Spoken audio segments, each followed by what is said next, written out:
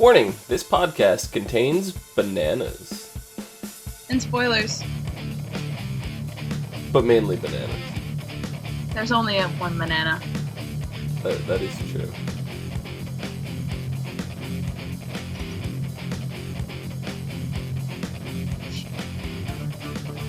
Hello everyone! Welcome to the As Seen on TV podcast for The Flash Season 1, Episode 21, Grodd Lives. I am your host, Clio, and with me I have Dom. How's it going? Good, and actually I can't wear that mask over my headphones. Oh, well that's terrible. That doesn't work. There. I like it. It's a headband. I should just get like little lightning bolts to stick on the sides of my headphones. Yeah. That'd be cool. It would. We finally get to see Grodd. Yeah, I mean we've seen him, but yeah. Not like this. It's true. This episode clearly had a bigger budget. Yeah. He looked a lot better. He most definitely did. He's growing. Yes. He's huge. He's getting bigger from the like first time we saw him. Yeah, he's like 8 feet tall right now. If he stands up. Yeah. Ugh, so excited. We start off this episode, though, and Iris is mad. No, she's she's slightly miffed. She's miffed. No, she's pissed. Yeah, she's mad. She even tries to, let Barry come clean. Yeah. And then she just is fed up. Walks into S.T.A.R Labs like, stop lying, bitches. Yeah, I was just gotcha. Oh. Okay. Cisco, the look on Cisco's face. Yep. Caitlin, too. Caitlin had another just, awestruck look. Like, what do we do now? Yeah. Okay. We can't hide you. She just saw you in the it's too late. Mm-hmm. Well, anything that happens to the Flash is our business, so let's put the microphone on. Yeah, that seemed like a really bad idea. Yeah, maybe at the time, but then when it was over, they're like, oh, it actually had nothing to do with anything. I knew it was not going to have anything to do with anything, but, they just wanted an excuse to eavesdrop. I think they knew, too. Yeah, they wanted to be a little nosy. Yeah. And this is not the first time they've wanted to be nosy. It's just in their nature. Oh, no. Yeah. That's like their version of water cooler talk. Yeah. I mean, it seems like they don't get out very often, right? So, no, they're mainly stuck in the lab. Occasionally Cisco can go to Starling City. Is that what the other one is? Yeah. Mm-hmm. Occasionally he gets to go there. Sometimes do karaoke. Yeah. Very rarely. Karaoke, you see how excited they get over karaoke in the first place, which just means, it just goes to show you how often they get out. If your big excitement for the week is karaoke. Mm-hmm. So. Yeah. So Grodd was mind controlling General Eiling. I don't know which one it is now. Mm-hmm. I don't know which one it is now. Eiling. I'm just gonna call him Eiling. Okay. Yeah, oh my goodness. When the voice started coming out of Eiling, I got chills. Yeah, it was kind of creepy. I'm like, right off the bat, I was like, oh, that's Grodd. Yeah. Well, I mean, the name of the show is Grodd Lives. Yeah, that's true. It would have had to have been Grodd. It's true. But yeah. I was not aware that Grodd can, jump into people's minds and actually make them talk for him. Yeah. I knew he was psychic. But he kind of just... He's, telekinetic. Yeah, well, no, that's psychic. Telekinetic is moving things with your mind. Well, that's what he's doing. He's moving Eiling with his mind. No, that still falls under psychic because Professor X is psychic. He's not telekinetic, and he can make people talk for him, too. So that falls under the realm of psychic because they're using the brain to make the body move. It's not like they're moving the body themselves. I guess. You know what I mean? They're still using someone else's brain. It's technicalities. It is, but it's what it is. You know what? Because Cisco mentioned when they were doing the experiment, that when Eiling was Ealing, yeah. When Eiling. Ealing was doing the experiment, that he was trying for telekinetic abilities also. Mm-hmm. So maybe Grodd does have telekinetic, but we haven't seen it. Yeah, if he does, it's probably even something he hasn't shown himself yet. Mm-hmm. So I don't think he's even aware of it. Yeah. And Grodd did like mind attacks on Barry 3 times. Yeah. But only Barry. Yeah, it seems like. Did you see that? Did you find that weird? Like it was no, it wasn't only Barry. It was the bug dude at the beginning too. So. Bug dude? Yeah, the villain that tried to rob the armored trucks. That was Ealing. Okay, whatever. So got Ealing too. So. Well, I guess. But out of Team Flash, it was only. Right. So I'm just assuming that it's metahumans in general. Oh, that's interesting. You think he can't?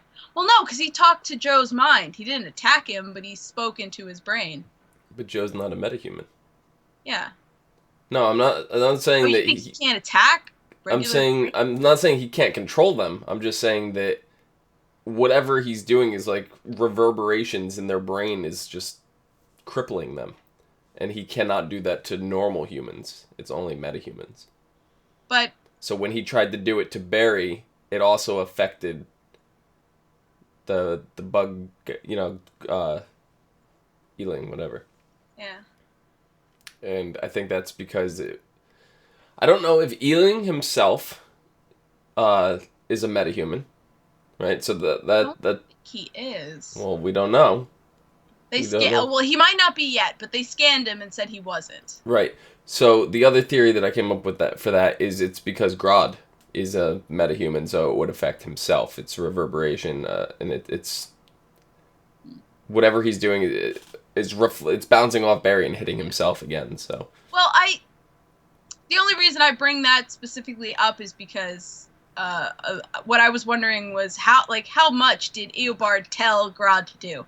Like, was this entire plan laid out, and he was like, Grodd, we're going to do all of these things, and you're going to follow my instructions, and maybe only attacking Barry was part of those parameters or something. Yeah. That's the only reason I brought it up. It could be. The rules might not be as complicated as we think, but we only saw Grodd for a little bit. Not that we only saw Grodd for a little bit, but he was following someone else's orders, kind of. Yeah. And he hates bananas. He hates bananas. As soon as I saw Cisco holding the banana, I was like, Cisco, gorillas don't eat bananas. I'm like, Cisco, gorillas don't eat bananas. It was so funny to me. I was just like, should have brought, like, I don't know, bamboo. Or what? I don't even know exactly what gorillas eat. No. They eat leafy greens and, like, sticks and shit and ants. And mashed potatoes. Mashed potatoes.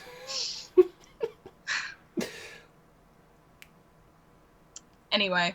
That's what I would have brought. Thought it was really funny. Chimpanzees eat bananas. Yeah. I mean, but it's not out of the realm of possibilities that, maybe he happens to like bananas, but it's even funnier because the common conception is that all ape-like creatures like bananas. Yeah. Yeah. So him wig out over a banana was actually kind of funny. It was very funny. And, I mean, they do eat, gorillas do eat fruit, but I don't know the extent of the fruit that they eat. Mashed potatoes. Anyway, I just thought it was very funny that I was like, don't try to feed him a banana. He's not going to be happy. He sure wasn't. Is that something that the comics and Grodd had in common? I think so. Okay. I think he hated bananas too in the comics. I don't know, it's been a while. But probably. I would imagine any sentient ape that has seen the stuff about them we put in movies is very mad that we think they love bananas more than life. Yeah, probably. I'm curious if Grodd has like sat down and watched Planet of the Apes or anything. I love that Cisco kept bringing it up. Yeah. And we all know what happens when sentient apes get angry. Cisco's just like the resident TV and movie buff. just one after another. Because even Joe turns around and is like, what is with you and your movies, man? I love it. I absolutely love it. Because I do the same thing. I watch so much TV and movies that it's like when somebody does something, I don't necessarily always say it out loud, but I'm always relating it to a movie. Oops. In some way, shape, or form. Like, I don't know. Like, we're talking about Flash right now, and the only thing that's running through my mind is Big Bang Theory, because we usually record this Wednesday nights, but we're recording this right now on Friday afternoon. So what this podcast now is going to include is something that we never would have been able to talk about otherwise. But the Big Bang Theory last night, actually, it's not spoilers, so it's one of the. I mean, I guess it is spoilers for the Big Bang Theory. I mean, I guess it kind of is to a degree, but it's not like a plot big thing, whatever. But Sheldon was having a conversation with somebody about whether or not it was talking about commitment and stuff. I mean, whether or not he should commit to watching the Flash TV series, and because he goes, I don't know whether I should watch it because it's not like I can only watch for the season. No, I have to commit for the entire run of the show. And he goes, Smallville almost killed me. So I love it. Loved it because I'm in the same boat. Smallville, I followed it straight through. I didn't start until Smallville was in season 10. But I watched... Last season? I started in the last season, yeah. And I watched all 10 before the finale. All 10 seasons before the finale aired, fit it all in. And I finished maybe like a day or two before. That's really funny. So, I mean, I feel with Sheldon, but Sheldon Cooper, if you're watching, yes, you need to watch the Flash TV show. Watching our show. He's totally. I don't know. It's funny because you said spoilers for Big Bang Theory. I guess some people would, like, if they watch the show, would consider it a spoiler, but I don't consider any of those shows spoilers. Because, like, I had people tell me the ending to, yeah, I mean, there is, like, a running plot and thing that it's a story that keeps moving forward, definitely, but there's, like, little side jokes and stuff, and there's a lot of, like, just nonsensical stuff that goes on. It's a sitcom, that's what's supposed to happen, but there is this big running thing, and this whole season's been building up to something, so, yeah, there's definitely spoilers. Interesting. No, it opened my eyes. I was like, I wouldn't have even thought to say spoilers. Yeah. But Joe gets captured by Grodd. Oops. Oops. Yeah, so his legs weren't broken. No. He was just paralyzed by gorilla fear. I'm scared of regular gorillas. That's true. Let alone a mutant gorilla. That is true. Aw, gorillas are so cute. When they showed, like, the old footage of Grodd, I'm like, oh, he's so cute! Yeah, as soon as they were talking about, gorilla or whatever, and somebody said something about Grodd, or, yeah, when Eiling said something about Grodd. Like, Cisco and Iris. Cisco and Caitlin just, like, sat there and, like, slowly turned and looked at each other, and I was like, oops. Well, I mean, in the flashback we saw of Eiling and Wells, not Wells. Eiling, and Wells, not Wells. Eiling, Wells, not Wells. It was just them and Grodd. Like, so we weren't sure that Cisco and Caitlin even knew about Grodd, but I guess they did. I mean, obviously, he was around. Right. So. Yeah, you mentioned that Grodd refers to Wells, not Wells' father. Mm-hmm. How much influence right now does Wells have on Grodd? I think 100%. Yeah, I'm thinking that too, and I can't wait for him to be just like, fuck you, Dad! Yeah, I mean, it's gonna come at some point. Because I'm my own gorilla man. Because all teenagers go through that phase, so yeah. Grodd's mentally going to get there at some point. We saw him when he was talking through Eiling that he was not able to form complete words, complete thoughts, whatever, but he seemed more capable to do it in his gorilla form. So I don't know if that is a barrier of telepathy or if he's just evolving because now he's actually talking to people. I think because he was talking straight to Joe, to Joe's brain. Mm-hmm. But with Eiling, fuck, I don't know. Listen, I do this on Arrow with Thea.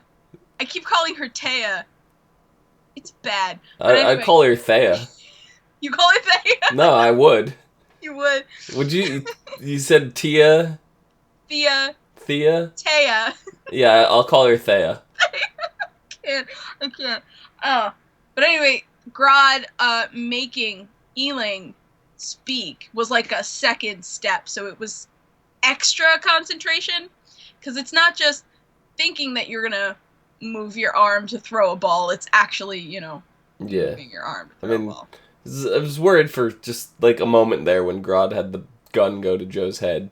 Yeah. And I was like, no, not like this. No. Not like this. That would have been terrible. It would. And then, but now I'm not worried for any character ever on the show, because I'm just like, oh, if somebody dies, Barry's just gonna go back in time.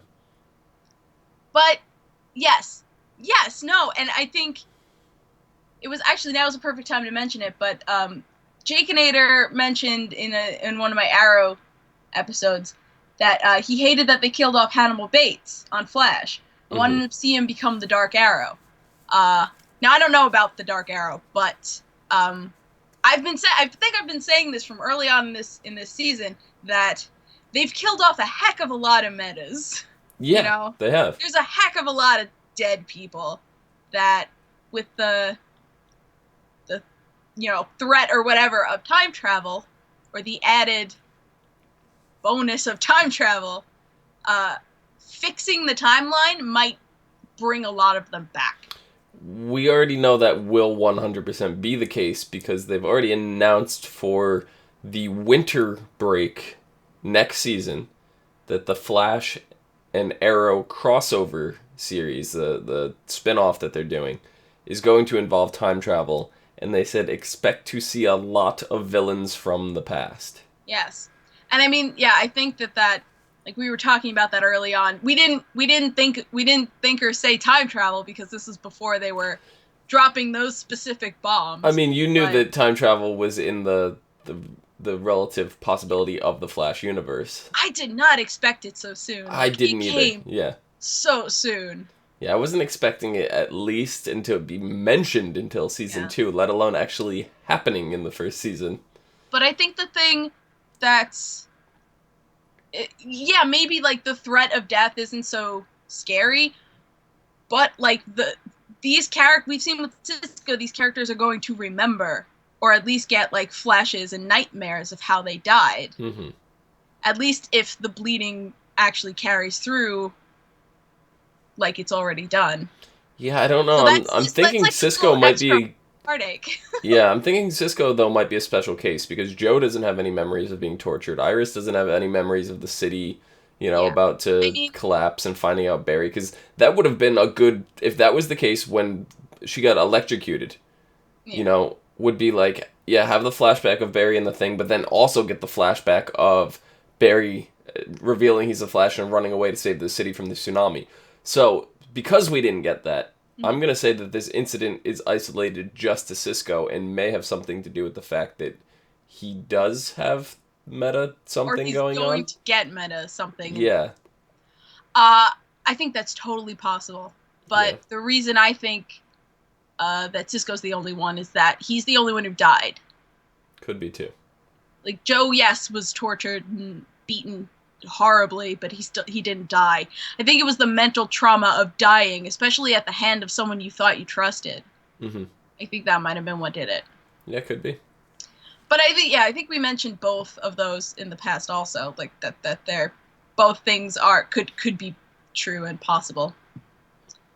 So Cisco makes a head device thingy telepathy blocker for Barry. And as soon as, like, they brought it out to Barry, I was like, oh, gee, that looks familiar. Mm-hmm. Did you see what happened to it after it fell off? No, I did not. Because if it's still in the tunnels, ooh, I think Grodd's gonna get it. Ooh. And turn it into a way for him to speak without using someone else's body. That could be very true. Because he wears a similar device in, I'm sure in other versions, but what I remember from is Justice League Unlimited. He wears it, and that allows him to actually speak. That would be interesting. Yeah, so I think that is what happened. I think it did get lost in the tunnel, so. Yeah, so good. And we have to talk about that train. Because Grodd gets hit by a train. That train should be dead. That train should be... Not only should the train be dead... Derailed. Not only should it be dead, the guy should have hit the brakes. There wasn't any time. Like, it came up as Grodd had just entered. Like, there was no time for that dude to hit the brakes. Yeah, but even so, I would not continue on after getting hit and continue to drive. I would hit the brakes still. That's true. I mean, I guess it also depends on the severity with which he was hit. Unless it's an automated car, that there's no driver. Well, they said it was a service train, not a passenger train. So maybe there wasn't anyone on it. But you still need someone to drive the train. I mean, at least in New York City, I know the service trains have conductors. Yeah, they all do. Excuse me. I don't know. Yeah. I as soon as he got hit, I'm like, that train didn't even slow down. Not at all. Not even after that train should have been derailed, because that's an 8-foot tall fucking gorilla. A gorilla. Do you know how big gorillas weigh? Oh, yeah. What was that? That was from Tarzan. Gorilla. Yeah. That train, that subway train should have been derailed. Yes, definitely. But that scene also proved that Iris is just as much a necessity of that team as any of them. Yes. And Caitlin reaffirms that at the end. Barry would have been dead if she wasn't there. She corrects Barry. Oh, it wasn't just us 3, it was us 4. Yeah. So it's kind of interesting now to think, what if Iris had been involved from the beginning? What kind of influence and stuff would she had over some of the other cases that they had issues with? Yeah. I don't know. I mean, I think if she was in on it from day one, she would have, the way she wrote her articles would have been different. Mm-hmm. Oh yeah, that's 100% true. Yeah, but that's a good question. The articles would have been different.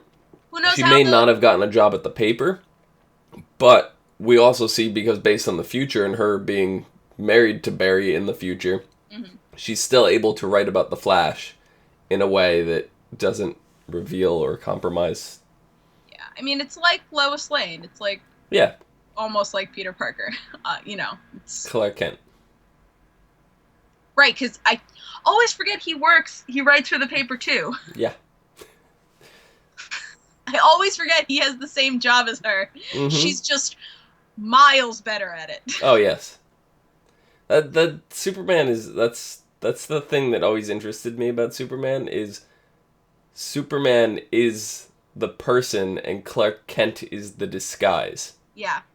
It's the complete opposite of any other superhero. Well, I mean, in the past, yeah, I think that would be true, but I think current heroes are having difficulties with that. I know on Arrow, Ollie has major identity issues. He doesn't identify with Oliver Queen anymore. It's like he's the Arrow, and that's... Yeah.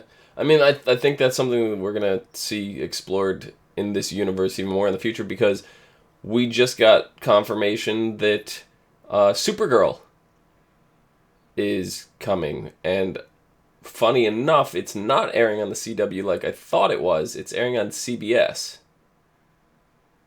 which I was really confused at first, but it falls into the same universe, and they said the potential for crossovers is still possible. And I'm like, wow, so networks are starting to work together now for TV shows? Like, yeah, that completely blows my mind. And I was like, did the CW really pass up, Supergirl? Or did CBS just approach them? That's a really good question. And I mean, I'm not sure how that would have gone. But I think that it wasn't on like the network side. It was like probably someone like Jeff Johns who was like, hold up, I think this should be. So I think Jeff Johns loves like Flash and Arrow, the show, like Right. that universe, and I think he wants that to grow. So whether or not they could have got it on the CW, I don't think is the. Yeah, I think it might have been on CBS from the probably. start, and then he's like, "Wait, let's do this." Or Probably. someone I just said, "Let's do know this." at that point, if I was in charge of the network and I was approached, oh, okay, well, our Flash show's doing really well. Arrow's been doing great.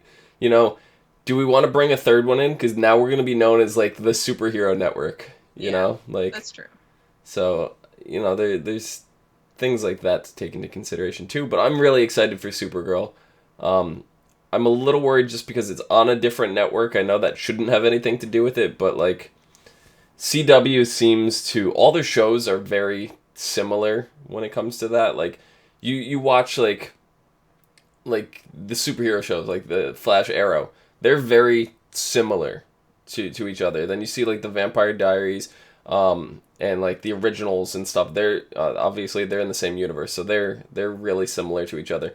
But then you look at, like, the originals and Supernatural, they're very, very similar to each other as well in the way the story's being told. And I don't know if that's just a product of the network, because everything seems really closely related. Like, I wouldn't be surprised to be able to see any of these characters just show up in the background of any of the other shows, just for, like, a nonsensical scene. Just have, like, Barry, like, in the background of, like, a party in New Orleans for the originals, and, or just, like, a character like Klaus walking in to grab a cup of coffee at Iris's little coffee shop place. And it would be hysterical, and for fans of multiple CW shows, they would love it. But, like, now I'm just worried with the show on a different network. How close are they going to stay in touch to make sure that this universe is cohesive? And, that's just my big worry. I guess. I don't know, because I'm sure they'll make it work, but what was I going to say? Oh, that Flash and Arrow have very different feels to them, though. While they are in the same universe, they do. One's campier and one's darker, but then you even get to see in the crossovers, though, that they're able to make the other styles work. Oh, yeah. I mean, Arrow has some funny people, and Flash has some serious people, Right, yeah. I mean, look at the guy, the Atom, whatever. Like, he feels like he belongs on Flash more than he does on Arrow. Yeah. And Wells seems like, even though he's super, whatever, he's got meta stuff, but you said that showed up on Arrow just recently. But, like, I feel Wells would be a great villain for Ollie, just straight up, Yeah. So.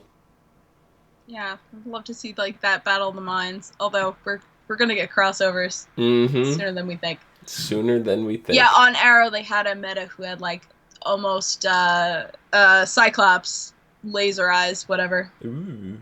So that was pretty cool. He's now actually in the vault, in the what do they call it? Where they lock up all the metas? Oh, on Flash. Yeah. They brought him to the Flash one. Oh, okay. Mm-hmm. Yeah, Cisco was in the end of that episode locking him up. Yeah, I don't know. I don't remember what it's called. God, it's pissing me off now.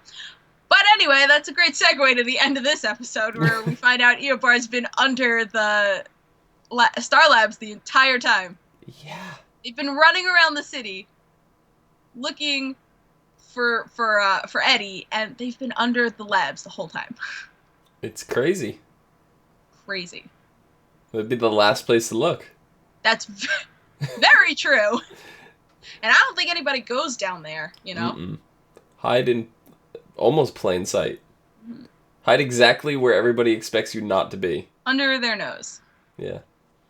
He's been here the whole time. He fled. Where is he? Well, he's not here. Let's look elsewhere. Yeah. Man, I don't know. What is that thing he's got? Do we know? Like, do you have any idea? None. No clue. I can't even guess. Can't even guess. But me neither. I think the more interesting thing to me right now is Ealing Eiling being like, "Yeah, I know you're the Flash." I've known for months. And I was like, "What? What? Okay. Yeah, What now?" that kind of didn't come to too much of a shock to me. Yeah, I know. It was just He's more of like, what is he up to? Like, what's he gonna do? Like, yeah. oh, we might need the Flash later. Kind of. I'm like, Yeah, that doesn't seem like him. Because okay, so Argus, which is an organization that primarily shows up in Arrow. Right. Yep. Argus was covering for Eiling being missing, saying he was on leave or something. So that means he clearly has ties to Argus, which is sort of like a government organization. And Argus has been led by generals before. General Eiling? I'm waiting. Actually, General Shreve. Like they have flashbacks in Arrow about this General Shreve who ran Argus. But I mean, I'm waiting for like Eiling to be so crazily tied to Argus. Oh my god! It's like there's such potential for these crossovers and stuff. Like, I'm really, really enjoying. Like I said, I'm not watching the Arrow, but just hearing stuff like that is great. Mm-hmm. So. Yeah. I'm just every time I think about the generals and Argus, I'm like, oh, show me, tell me exactly what's happening. Mm-hmm. Just want to know. But yeah, I definitely think that we'll see Argus and other secret organizations in DCU very soon. Probably next season though, because we got a lot to tie up in this one. We do. We only have 2 episodes left. Oh my god. Right? Just 2. Just 2. That pains me. Yeah. So next week, Rogue Air. As Wells once again gets the upper hand on Star Labs team. It's Team Flash, guys. Get it right.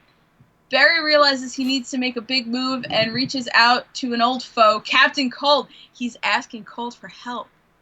Ooh, well, we kind of saw that was, when he had that little conversation in the woods a few episodes back. That was like, don't fuck with my shit, I won't fuck with your shit. That wasn't like, you owe me. I didn't take it as a you owe me, but I saw it as a potential we could work together. Oh, okay. So I kind of have seen something coming with that. Interesting, I did not. Yeah. Joe and Caitlin warn Barry that Cold can't be trusted. True to form, Cold has his own agenda, involves metahumans trapped in the containment cells. Jailbreak! Haven't I been saying this whole time? Every prison in the DCU gets broken out of. Yeah, it's true. Always, there's constant jailbreaks in the DCU. I mean, this just reminds me of when I was younger. Like, I used to play that game Where in the USA, because, I was younger. Where in the USA is Carmen Sandiego? Yeah. So you would go around and you would capture all these little criminals that worked for her, and then you'd start chasing Carmen Sandiego down. But instead of kidnapping her, she went into the prison and broke them all out. And I'm just like, no, you can't do that. And it's just like, just when you think you're getting close to getting her, she distracts you by letting everybody else out. Then you have to go hunt all of them down and recapture them, and then you can capture her. So it's just like, this is what's going to go on now with Wells. Like, they're really close to getting him, so what's the one thing he could do to distract them? Just let everybody out. Well, we've seen him. He's been using metas this whole time. Right, so maybe he shouldn't have killed off as many as he did. Or, I guess. But he was using them as he needed them, to be honest. Mm-hmm. As things seem to be going from bad to worse, the Flash gets reinforcements, Arrow and Firestorm. Ooh. Yeah, those were the screenshots. From that. Remember, you showed me screenshots like those. Oh, spoilers! Set screenshots of. I think it's this episode. Nice. Yeah, can't wait. This next episode is gonna be fun. I'm looking forward to seeing Arrow. You were mad last time for spoilers. There's no way that Ollie's gonna come on this episode and you're not gonna be spoiled the entire season of Arrow. Ollie, just come in and just shoot arrows. Just say a word. Shut your mouth and shoot arrows. Yeah, I'm warning you. If you guys haven't watched Arrow, I don't have time to catch up. Huh? I don't have time to catch up. I know! It's just a warning! Ollie, I'm gonna smack the shit out of you. It's gonna happen. God damn it, Ollie. There's no way they can bring Ollie on and not explain what's been happening. Ollie Oxenfree. Yes. Do you have anything else to say? I feel like I missed something, but I think we got everything. Bananas, Iris. Pajamas. Sorry. Coming down the stairs. No, yeah, we got it. We got everything. All right. Dom, where can people find you? You can find me down below at Phenomedom, Phenomedom. Phenomedom. You can find me at Clio Moto on the socials and on Twitch at the Clio Moto. You can find all of us right here on ASOTV Podcast on Facebook, Twitter, Gmail, Google+, MySpace, and right here on YouTube. Follow us for some more podcasts from some of your favorite TV shows. Until next week, crossovers! We'll be back in a flash. Ha ha ha ha. Ha ha ha. Bananas. Bananas. Bananas. Not Bananns. Ananas. Ananas. Ananas.